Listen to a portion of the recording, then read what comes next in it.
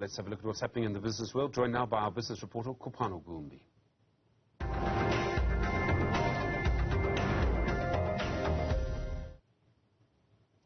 Kopano, good afternoon. Welcome back to this desk. It's been some time.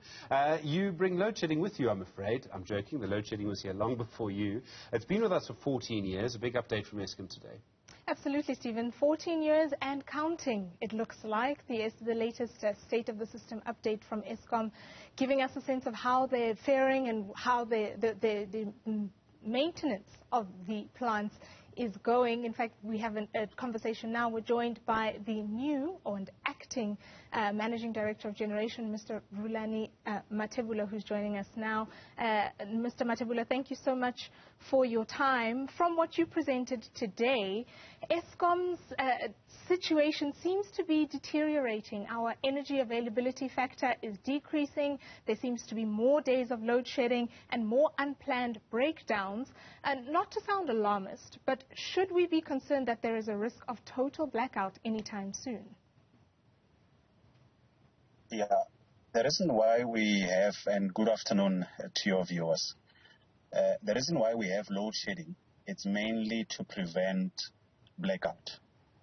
So it does not necessarily mean that we do not have the energy in the country, but it is to make sure that South Africa does not experience a blackout, mainly due to shortage of capacity from our generation fleet.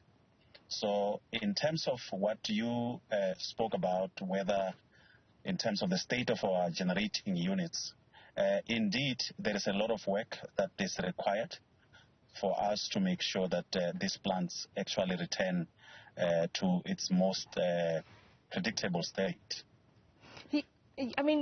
In the presentation earlier, you mentioned of the 15 coal-fired plants that Eskom manages, which give us the majority of the power that we need, none of them are currently able to produce the power at the capacity which they were built for. Now, in a situation like that, should South Africans be concerned at all that you are really fully in control of the situation and our power crisis? Yeah, indeed.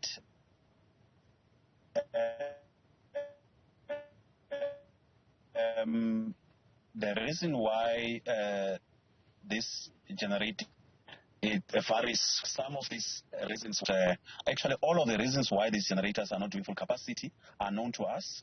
Many of them are resolved on a daily basis. Some of them we know when we are going to resolve it, because they require that we shut down the whole generator and do the necessary maintenance and bring it back to be able to do full capacity. However, the current state does not necessarily allow us to shut any of our generators willy-nilly. So hence we manage it on as is until we get that opportunity. I know there have been concerns about the number of, the cost, I should say, of fixing some of these plants, given that you've had concerns around safety and theft at the power plants. A lot of your parts go missing when you should be upgrading or maintaining the plants, etc. Given that, do you imagine a situation where you would be able to have full maintenance procedures happen this year on all the plants that you have set up to maintain? That is our intention. So our intention is to make sure that, according to our maintenance philosophy, all the generators that must be taken off in this year to be maintained to ensure their reliability going forward, they need to be taken down. However, we also need to take into consideration the fact that we cannot willy-nilly just shut down machines and subject the country into further stages of load shedding.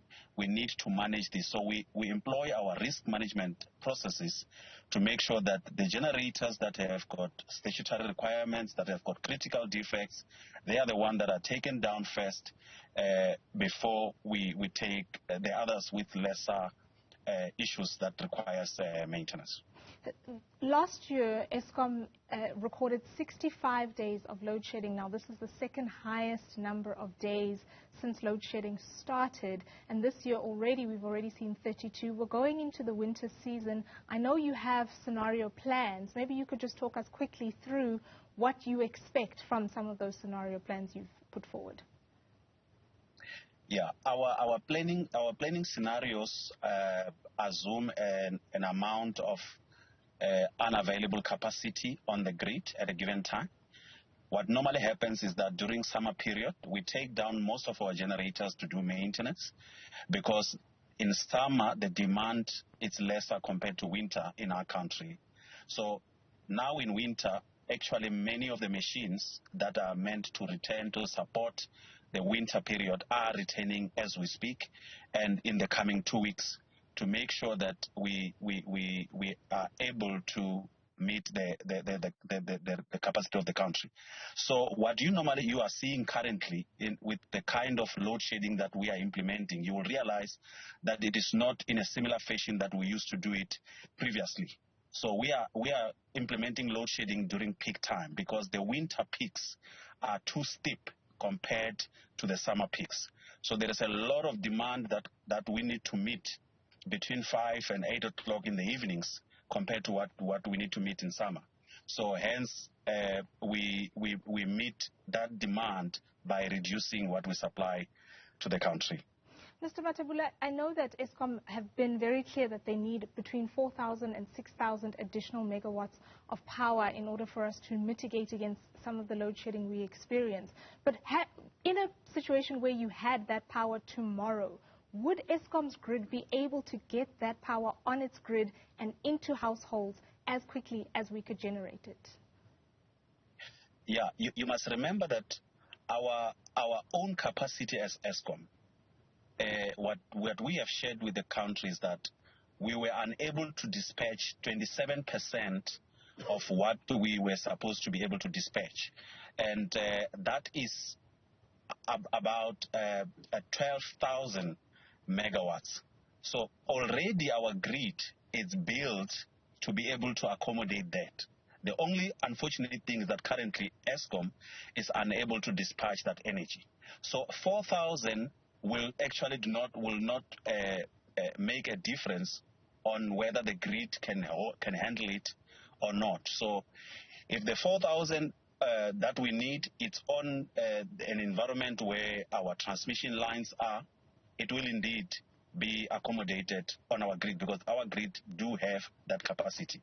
However, if it is built in an area where we do not have a transmission line at the moment, we will need to make sure that when that particular plant comes to service, the transmission grid is also